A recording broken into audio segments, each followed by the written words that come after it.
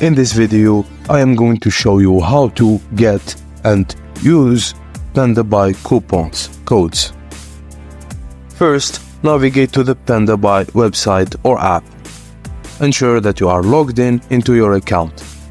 Click on your user profile, then locate and click on the wallet option. Within the wallet section, you will find a tab labeled Coupons.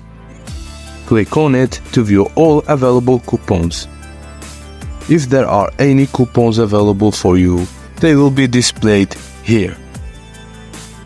To redeem a coupon, simply enter the coupon code in the designated field and click on Convert. The coupon will then be ready for use. Now, if you wish to apply a coupon to an item in your warehouse, select the item you want to ship, proceed with the selecting of the shipping method and other necessary details. On the right side of the screen, you will find an option to enter a coupon code. Enter the code there to redeem the coupon. Once applied, you can continue with the shipping process as usual. And that's all, guys. Please don't forget to check the link in the description of the Pandabuy site for more.